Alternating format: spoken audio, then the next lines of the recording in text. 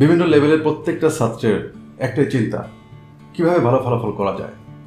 তো পরীক্ষায় ভালো ফলাফল করতে হলে প্রত্যেকটা সাবজেক্টেই ভালো করতে হবে। বিভিন্ন সাবজেক্টে ভালো করার জন্য ওই নির্দিষ্ট সাবজেক্টের অধ্যায়গুলোকে আগে মুখস্থ করে ফেলতে হবে বা আত্মস্থ করে ফেলতে হবে। প্রথমত সেই অধ্যায়গুলোকে মুখস্থ করাটা অপ্রাসঙ্গিক মনে হলেও এটি খুবই গুরুত্বপূর্ণ, কারণ এই অধ্যায়গুলোর নামের মধ্যেই নিহিত রয়েছে যে এই অধ্যায়ের মধ্যে আমরা কী কী পড়ব বা কী পড়া উচিত। এরপরে যে কাজটি করতে হবে যে প্রত্যেকটি অধ্যায় থেকে আমাদের বিষয়বস্তু নির্ধারণ করতে হবে। নির্ধারণ করতে হবে বলতে যে কোনো অধ্যায়ের প্রতিটি টপিক বা বিষয়বস্তু যে আমরা একই গুরুত্ব দিয়ে পড়ব তা কিন্তু নয়। আমরা প্রায়োরিটি বেসিস পড়ব, অর্থাৎ মোস্ট ইম্পর্টেন্ট টপিকগুলোকে আমরা আগে পড়ব, তারপরে আমরা আস্তে আস্তে কম ইম্পর্টেন্ট টপিকগুলো পড়ব। আর এই যে মোস্ট ইম্পর্টেন্ট টপিক বাছাই করবার জন্য আমাদের বিগত কয়েক বছরের প্রশ্ন ঘাঁটতে হবে। আর এই প্রশ্ন ঘাটার জন্য আমরা গাইড অথবা টেস্ট পেপারের সহযোগিতা নিতে পারি।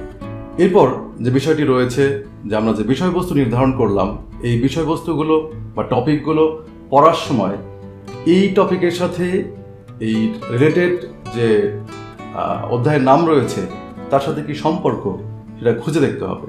এটা খুঁজলে আমাদের যে লাভটি হবে সে লাভ হচ্ছে যে অধ্যায়ের নাম মনে করার সাথে সাথেই এই টপিকগুলো আমাদের মেমোরিতে কাজ করবে, অর্থাৎ অল্প সময়ের মধ্যে আমরা র্যাপিডলি একটা অধ্যায়কে রিভিশন করতে পারবো। যেমন আমরা যদি এখন নানির বাড়ির কথা মনে করি তাহলে 1 সেকেন্ডের মধ্যেই সেই নানির বাড়ি ঘুরে আসা হয়ে যাবে। এই যে আমি নানির বাড়ির কথা বললাম বা নানুর বাড়ির কথা বললাম, এ থেকেই কিন্তু আমার সেই নানির বাড়ির সেই আম গাছটি অথবা খেলার সাথীদের কথা আমার মনে পড়ে গেল। অথবা পড়ার টেবিলের কথা বললেই বই পুস্তক খাতা কলম কোথায় কিভাবে রাখা রয়েছে আমরা পৃথিবীর যে কোনো জায়গা থেকেই সেটা মনের চোখ দিয়ে দেখতে পারি। তেমনই আমরা যদি এই প্রক্রিয়ায় পড়ি, অর্থাৎ অধ্যায়ের নাম মুখস্থ করে ফেলি, টপিকগুলোকে অধ্যায়ের নামের সাথে রিলেট করে পড়ি, তাহলে অধ্যায়গুলোর নাম যখন আমরা স্মরণ করব তখনই ওই অধ্যায়ের সবগুলো টপিক আমাদের স্মরণ হয়ে যাবে।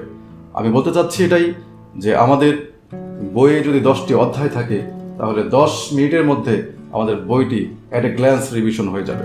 এর পরের যে কাজটি সেটি হচ্ছে অধ্যয়নকে টাইম ফ্রেমে বাঁধা, অর্থাৎ আমি কোন অধ্যায়টাকে বা কোন টপিকগুলোকে কয় দিনের মধ্যে শেষ করব সেটাকে নির্ধারণ করে সেইভাবে সেই সময়ের মধ্যে টপিকগুলোকে শেষ করে ফেলা।